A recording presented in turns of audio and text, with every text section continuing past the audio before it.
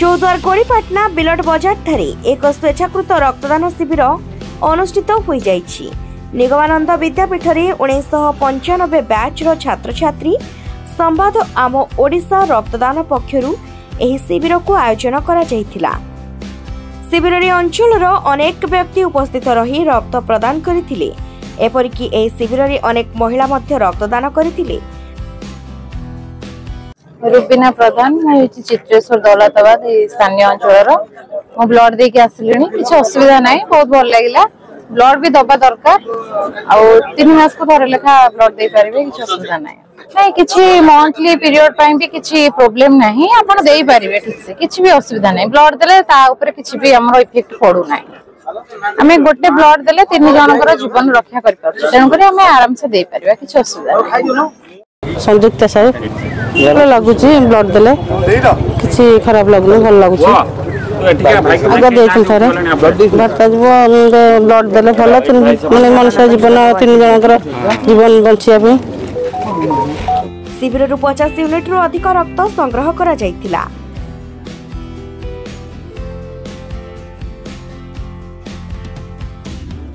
इंफा रे DJM PR sir काम करे निगमानंद स्कूल 1995 बैच रो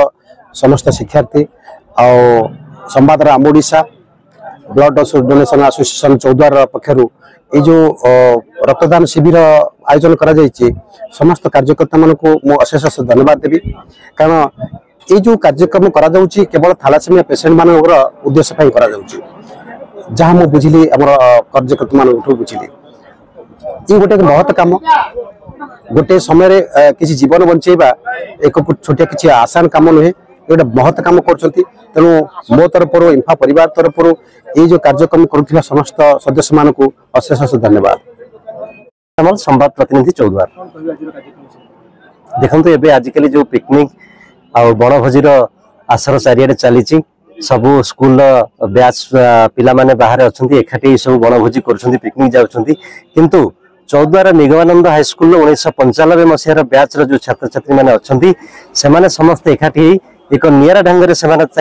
गेट टुगेदर पर्व पालन करुछंती। से माने बनभोजी ठार दूर अछंती पिकनिक ठार दूर अछंती से माने समस्त मिसी गोटे रक्तदान शिविर आयोजन करिसंती सेथिरे तांको सहाय्य करिसंती हमर चौद्वार ब्लड डोनर्स एसोसिएशन एवं संवाद आम ओडिशा एवं एथिरे मध्य अनेक स्थानीय शुभेच्छु जे भली भाबरे हमर डीजीएम पीआर ध्रुव बाबू इंफा एवं भाइस चेयरमैन शुभेन्दु सामल एवं ये अंचल जे पारिषद अछंती अजय बेहरा एवं चौद्वार अंचल आपण माने जे भली भाबरे समस्त सांबादिक बंधु माने आज आम पाखरे पहुंचंती आमे सेति पे आपण मान निकट रे चिर ऋणी। राजकिशोर सामंतराय कपालेश्वर चौद्वार रक्तदान शिविर तो आज्ञा सब बेले चलुची मो पेगा एटा बड़ कथा न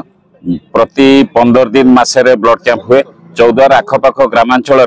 जो भी ब्लड कैंप हुए मुझे थाए निकट अतीत